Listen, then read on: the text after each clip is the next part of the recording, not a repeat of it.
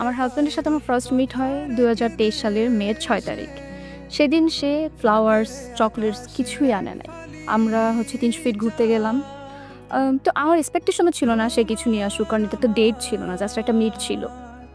তো সে কী করলো, খুবই সুইট একটা কাজ করলো। আসার টাইমে যখন আমি বাসায় ব্যাক করতেছিলাম, তখন ৩০০ ফিটের যে রাস্তায় ফ্লাওয়ার্সগুলো থাকে না, গাছগুলো, আই নো এটা রং, তারপর আমার হাজব্যান্ড এই কাজটা করছে। সেটা হচ্ছে সে গাছ থেকে ফুল পেড়ে আমাকে দিল।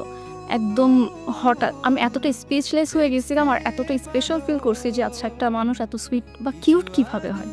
তারপর সে কী করলো, তার গাড়ির ভিতর থেকে আমাকে ২টা চকলেট দিচ্ছে। একটা হচ্ছে কিটক্যাট আর একটা হচ্ছে ডেয়ারি মিল্ক। চকলেট ২টা কিন্তু সে সাথে করে আনে নাই, সে বাসা থেকে নিয়ে আসছে। আমার সাথে দেখা হওয়ার কিছুদিন আগেই সে হজ করে আসছিল।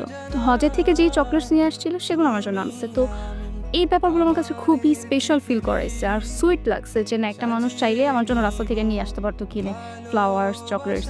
আর সে এই জিনিসগুলো খুবই হোমলি ফিল দিচ্ছে আমাকে। আমার দেখা মতে যদি কয়েকজন ভালো মানুষের নাম বলা হয়, আমি ফার্স্টেই বলবো আমার হাজব্যান্ড।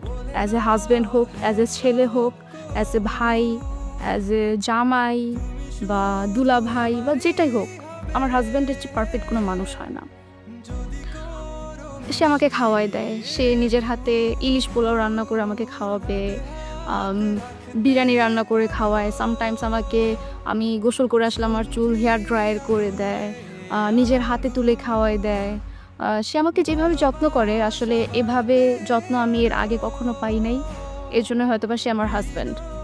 আর এই পৃথিবীর যত ভালোবাসা আছে, যত ভালো কিছু আছে, আমি দোয়া করি মন থেকে সব কিছু আমার হাজব্যান্ড পাক। কারণ সে সব কিছু পাওয়ার যোগ্য, সে ডিজার্ভ করে।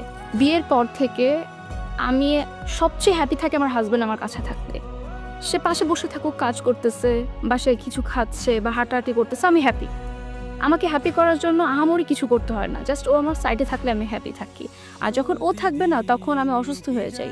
লাইক আমার হাজব্যান্ড সামটাইমস দেশের বাইরে থাকে, এখনও সে দেশের বাইরে আছে।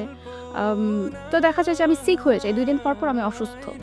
কি হচ্ছে আমি জানি না, কিন্তু আমি অসুস্থ হয়ে যাচ্ছি। তো এগুলা কার কার সাথে হয় আমি জানি না, যে হাজব্যান্ড কাছে থাকলে হ্যাপি, দূরে গেলেই সিক হয়ে যায়। আমার হাজব্যান্ডের সবচেয়ে কিউট একটা ব্যাপার কি, মেয়েরা কি করে, মানে ওয়াইফরা কি করে, রাগ হয়, ঝগড়া করে, অভিমান করে বসে থাকে যেন আমার হাজব্যান্ড আমার রাগ ভাগাবে। এখানে উল্টো হয়, আমার হাজব্যান্ড রাগ করে অভিমান করে বসে থাকে, সে ভাবে আমি তার রাগ ভাঙাবো। তো ফার্স্ট এগুলো আমি বুঝতাম না। আজকে 1 বছর যাওয়ার পর আমি বুঝে গেছি। এখন আমি এটাই করি, আমি তার অভিমান ভাঙাই, আমি তার রাগ ভাঙাই, আমি ফার্স্টে তার কাছে যাই, তাকে বুঝাই। এরপরে তার কথা বের হয় যে হ্যাঁ, আই এম সরি, আমারও ভুল হয়েছে। বাট সে খুবই সুইট একটা মানুষ। একটা মানুষ এত ভালো কিভাবে হইতে পারে, এটা আমি আমার হাজব্যান্ডকে না দেখলে বুঝতাম না। তাকে দেখলে অনেক অ্যারোগেন্ট মনে হতে পারে, সে অনেক রাগী, কিন্তু তার চেয়ে ভালো মানুষ আসলেই হয় না।